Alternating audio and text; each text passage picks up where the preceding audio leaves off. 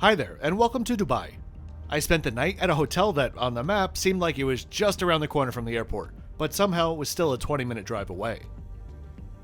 I'm here just in transit from my flight from Oman, which landed yesterday evening. I snagged these two flights during the first month of Air Canada's partnership with Emirates, when award tickets were much cheaper to book. This is also the last flight of this trip, which began in Philadelphia some 11 flights ago. Today, since we're flying Emirates, we'll be flying out of the Mega Terminal 3. Terminal 3 is the world's second largest building by floor space. Not the second largest airport terminal, the second largest building by floor space, period. Surpassed only by one mega complex in Chengdu, China. Terminal 3 has a separate drop-off area for business and first-class passengers. A covered drop-off area, I might add, something that I didn't really see the value in until I was in the UAE for their historic floods a couple weeks ago. For normal revenue tickets, i.e. cash, business and first class would include a chauffeur service at your origin and destination, though I'm not sure if it would be included on a layover. Either way though, they're not included for award tickets. Anywho, before we head inside, let me first welcome you to the channel if you're new here. My name is Kevin, and I am the Flip Flop Traveler. I'm here to give you honest content about flights, hotels, trains, and cruises.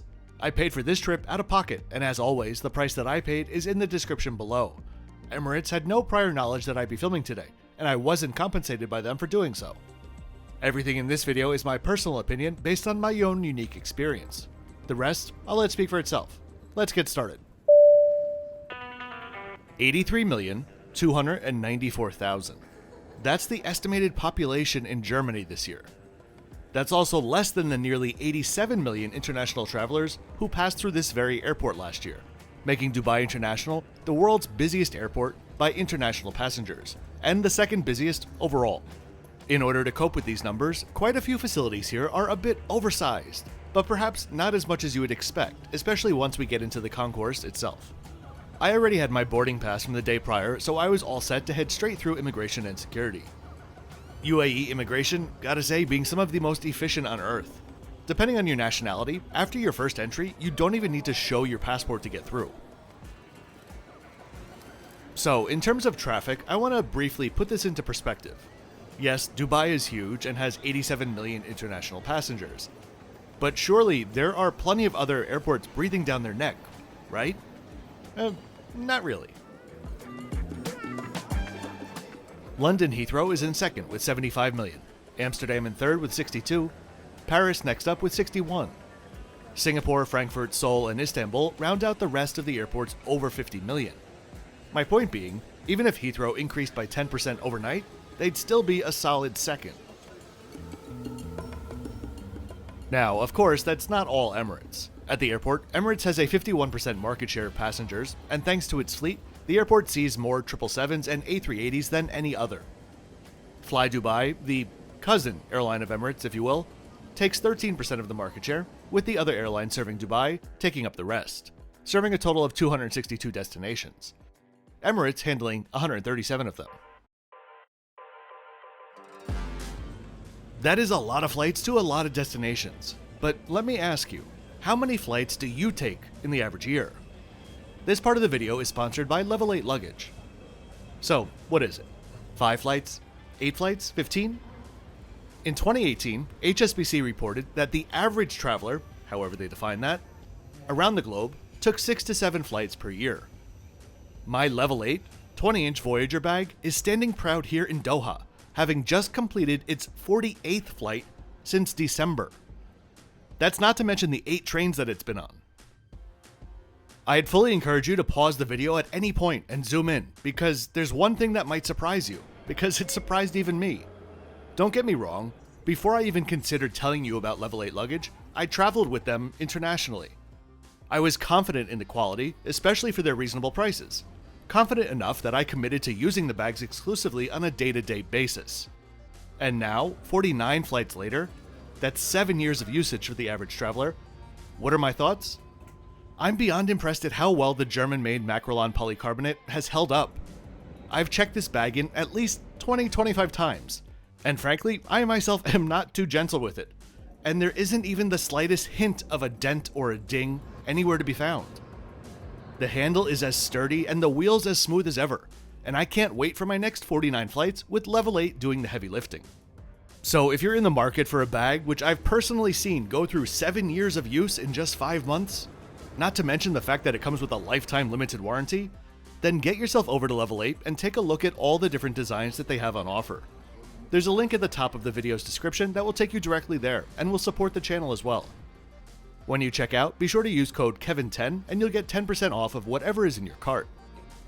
Many thanks to Level 8 for their continued support and to you for checking them out. So back to the airport now. The stats that we talked about before are one part of what makes the airport famous.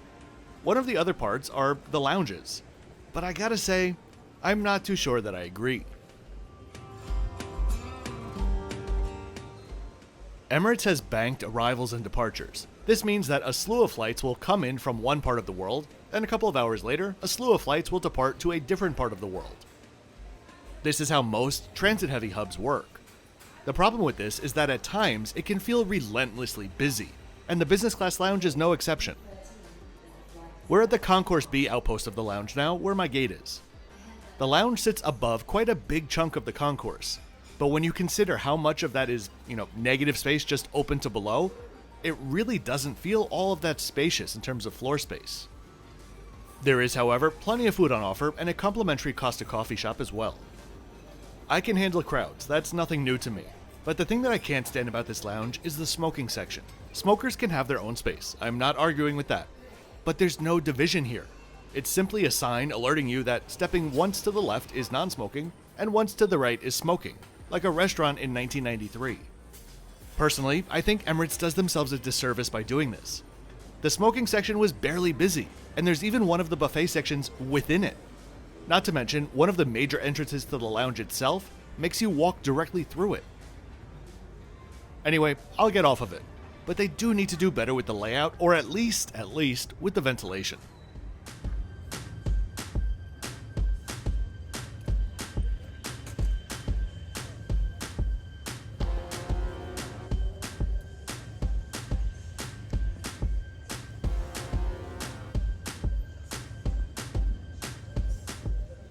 For certain gates, you can board directly from the lounge, but my gate this morning, B9, is not one of them. A few years ago, when I read about Emirates wanting to build a much bigger, new hub in Dubai, I honestly thought it was an absurd idea, like they already have this giant airport. But after seeing the concourses here during peak periods, I think I get it. It's big enough at the moment, but it's starting to be stretched pretty thin on the comfort front. Boarding began just about on time, as first class and business class were called together, along with Emirates elite members. Now, before you ask, yes, I was well aware that this would be the configuration of the aircraft prior to making this booking. Emirates has a few versions of the 777s with different seating generations on board, but Saigon quite often gets the old one. I was happy to try it out.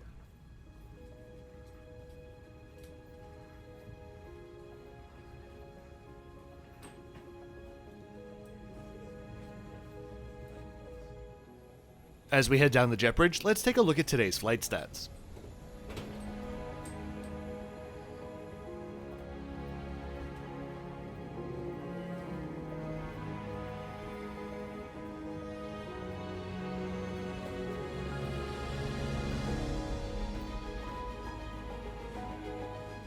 Stepping on board, I received a very warm welcome by name by the purser, who directed me to my seat for today's flight, 9 Kilo.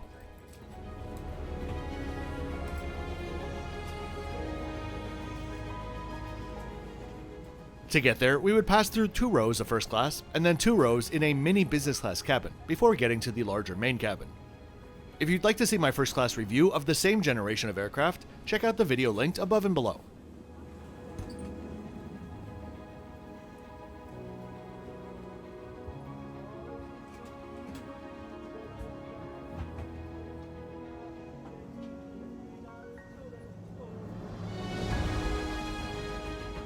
Two, 3, 2.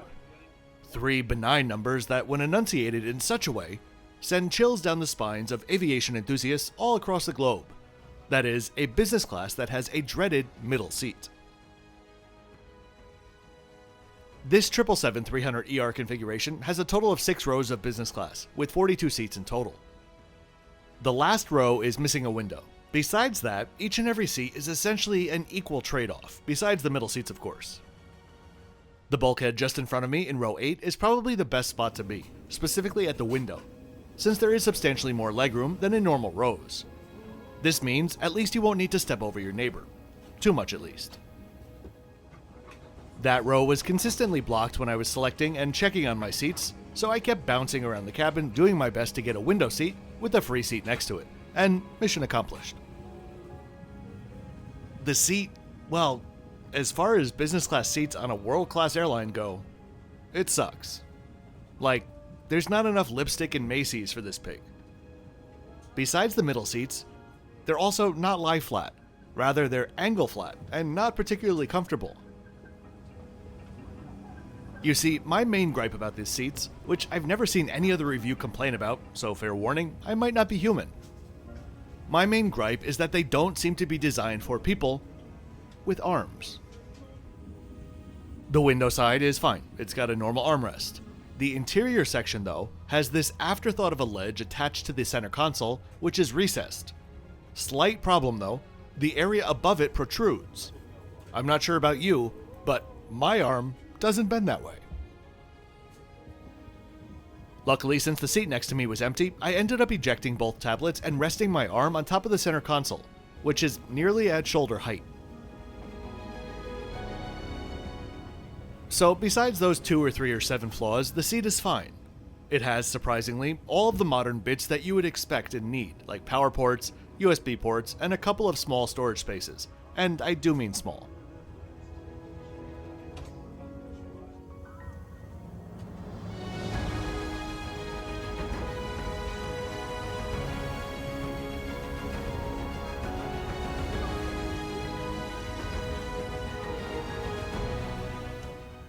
What I will give them credit for, though, is the cabin was in absolutely immaculate condition. There wasn't a crumb, a film, a stain, or a hint of dust anywhere.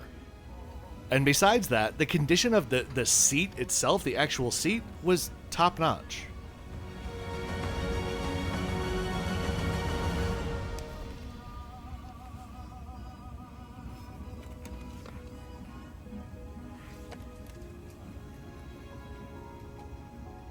Here's your friendly reminder to click that like button, subscribe to the channel, and share this video with friends and family. Those are truly the easiest ways, all free for you, to help support the channel. If you'd like to support me further, my Patreon is also linked in the description below. Thanks very much in advance.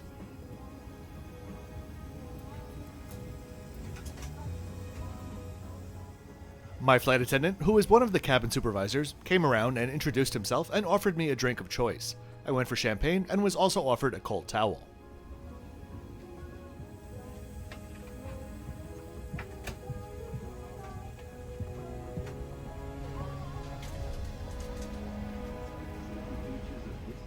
We ended up pushing back around 15 minutes late, but we still arrived ahead of schedule.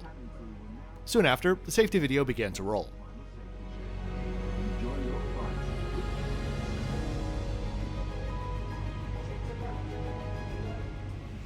I think it might be time for Emirates to update their video. It's feeling very 2010.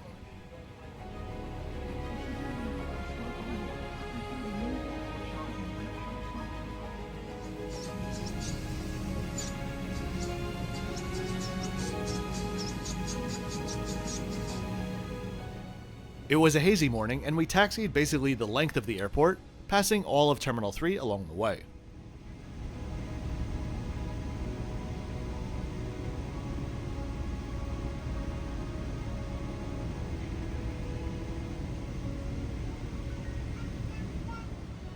Interesting thing about Dubai, though, is despite how busy the airport is, they only have 2 runways in the middle of the airport with no room to expand. At least they have them laid out well, though, staggered so that there's a taxiway around the end of them so aircraft can continue to taxi without needing permission to cross the runway.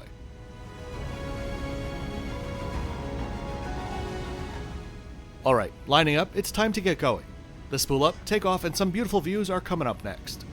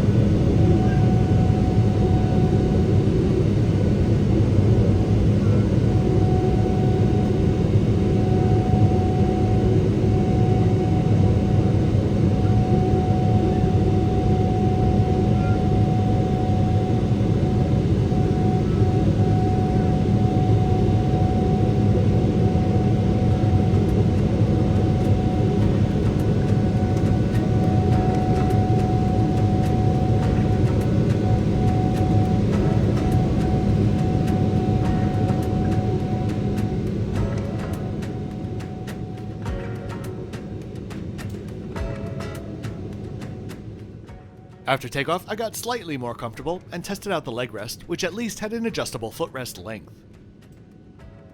Let's check out today's in-flight comforts. Overall, they were middle of the road, but definitely better on this flight than coming from Amman. The pillow, I believe, was the same, but at least this one felt much fresher and newer. Then there was a substantial duvet, which I was happy to use since the cabin was kept nice and cool throughout the flight, just how I like it. And what's a trip to the Middle East without just a bit of wood trim hanging off of your ears? They were comfortable with average noise cancellation. Soon after takeoff, the crew asked if passengers would like the seat covers put on early, which I thought was a nice touch. Emirates only offer amenity kits on long-haul nighttime flights, so we were out of luck today, something that I'm not sure I agree with.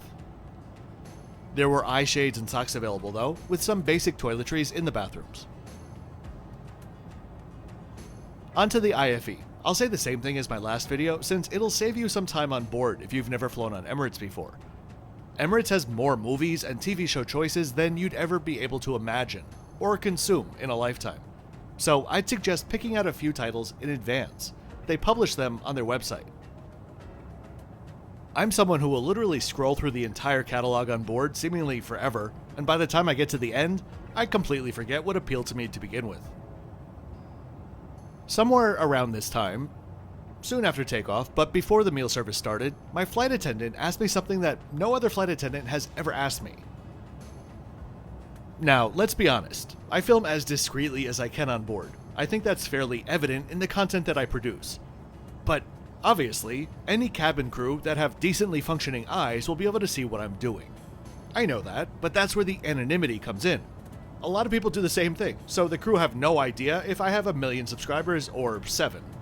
Anyway, so he asks me, "Is there anything I can help you with?"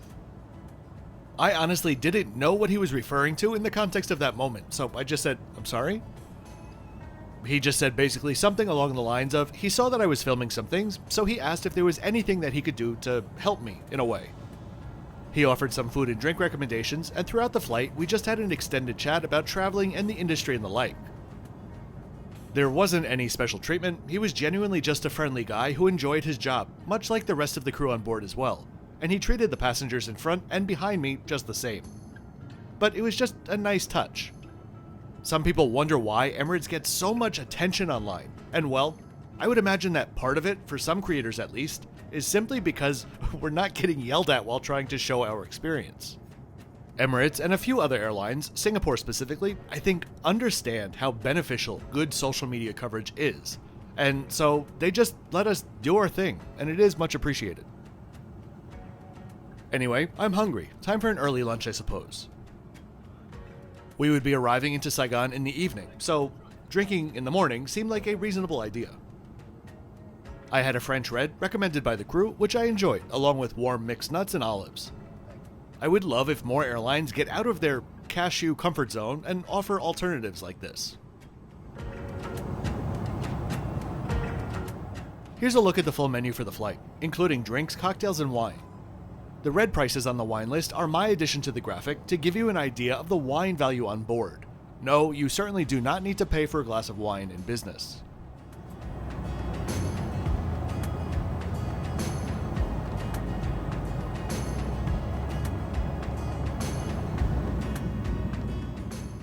I started out with the Arabic meze, which I appreciated for its variety, with makdous, quinoa and lentil salad, red pepper hummus, and potato hara, served alongside flatbread and the world's best airline garlic bread. For the main course, I went with the seared beef tenderloin, which most of the time is not really what I'm looking for, but airlines flying into Vietnam all tend to do the exact same thing with their menus. One Western option, one Thai option, and one Chinese-ish option. A little more thought or creativity on this end wouldn't kill them. That said, the dish was delicious, just not what I was expecting. A leisurely lunch wrapped up as we crossed over the Gujarati coast of India, and we finished off with a chocolate tart served with apricot compote and a bit of bling because, well, Emirates. Finally, after the meal, some chocolates were passed around. The bathrooms on board Emirates are surprisingly pretty basic, except for the Bulgari perfumes inside, though the bathrooms were all kept super clean throughout the flight. Here you can have a look at the bed in full flat, or well, full angle flat mode. If you can get a full night's sleep on an angle like that, power to you. I wish I could.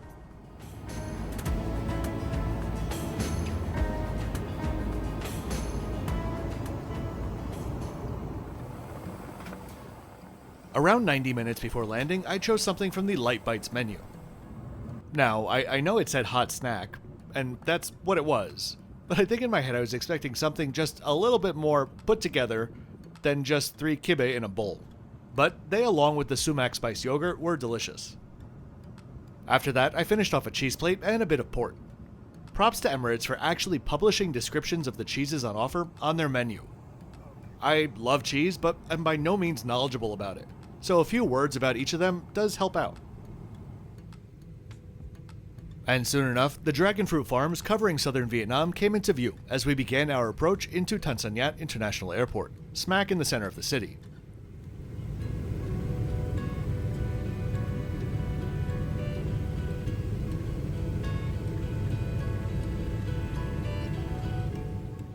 Enjoy the nighttime views and landing. The airport stats are coming up.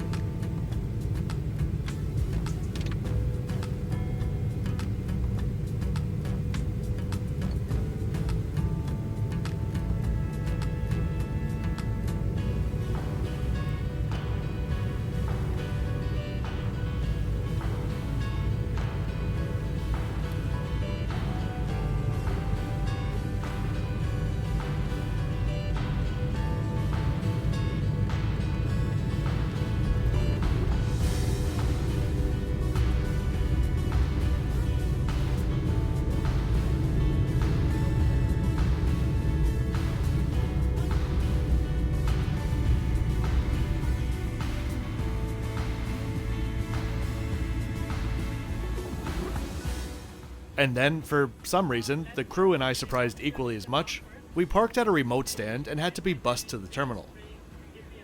All of the times that I've landed in Saigon, I've never seen this for a full-service, non-Vietnamese carrier.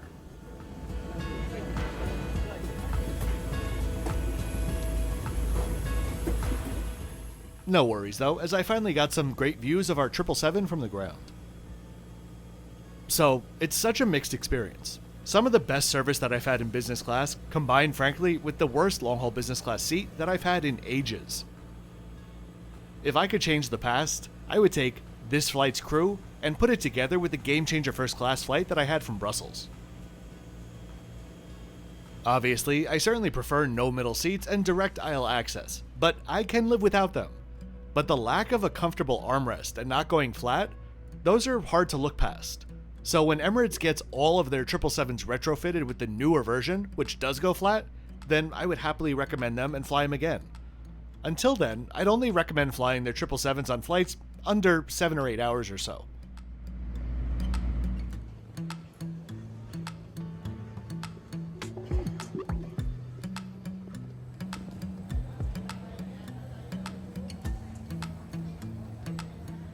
And that'll do it. I really do hope that you enjoyed this trip report today. If you did, be sure to like the video and subscribe for 2 new videos each week. I'll see you next time from the Cancun finale at my top pick, the Grand Fiesta Americana Coral Beach. Oh, and as always, thanks for watching until the end.